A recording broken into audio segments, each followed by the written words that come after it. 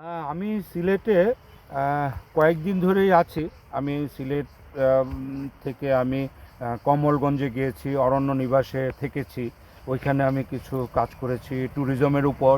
আমি সেখান থেকে শ্রীমঙ্গল হয়ে আমি সুনামগঞ্জ ধীরাই গিয়েছি। সেইখানে আমি কিছু কন্টেন্ট মেক করেছি। সেখানের যে ভাটি অঞ্চলের মানুষের যে জীবনযাত্রা কিংবা সেখানের যে কৃষি নির্ভর যে তাদের জীবন জীবিকা, সেগুলো নিয়ে আমি কিছু কাজ করেছি। আমি সেখান থেকে আজকে আমি এখানে কী বলে হবিগঞ্জের চুনারুঘাটে এসেছি। এখানে আমি চা শ্রমিকদের নিয়ে আমি সারাদিন কাজ করলাম। চা বাগান কিংবা এই চা শিল্পটাকে নিয়ে আমি কাজ করলাম।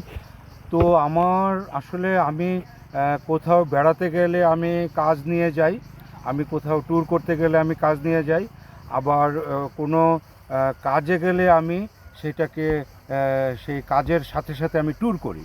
আমি আসলে আমার খুব পছন্দের বিষয় যে দেশের বিভিন্ন জায়গাগুলো ঘুরে দেখা। আমার এটা একরকম আমার কি বলে এটা শৌখিনতা বলা চলে। আমি সুযোগ পেলেই ঘুরতে বেরোই।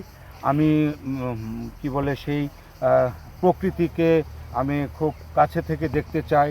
আমি মানে সেই আল্লাহর দেয়া সৃষ্টিকর্তা প্রদত্ত যে প্রকৃতি, আমি সেটাকে খুব কাছে থেকে ফিল করতে চাই। আমি বন, আমি সেই সমুদ্র, আমি সেই পাহাড়, আমি সুযোগ পেলেই আমি ঘুরতে বেরোয় যাই।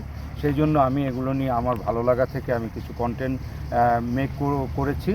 আমি এবারের সিলেট ট্যুর যে 5 দিনের যে ট্যুর, আমার মনে হয় যে আমি আমার যা চিন্তা করে ঢাকা থেকে এসেছিলাম তা থেকে অনেক বেশি আমি অনেক বেশি পেয়েছি।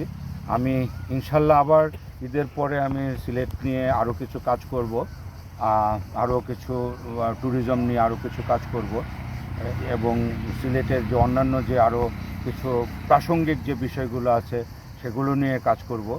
সবাই আমার জন্য দোয়া করবেন এবং আমার সাথেই থাকবেন। আমাকে যারা দেখছেন তারা আমার যে প্রোডাকশনগুলো আছে সেগুলোর সাথে থাকবেন। অবশ্যই আপনারা আপনাদের প্রতিক্রিয়া ব্যক্ত করবেন, ভালো লাগলেও করবেন, খারাপ লাগলেও করবেন। আশা করি আপনারা আমার সাথে থাকবেন এবং আবারও আপনাদেরকে ধন্যবাদ জানাচ্ছি।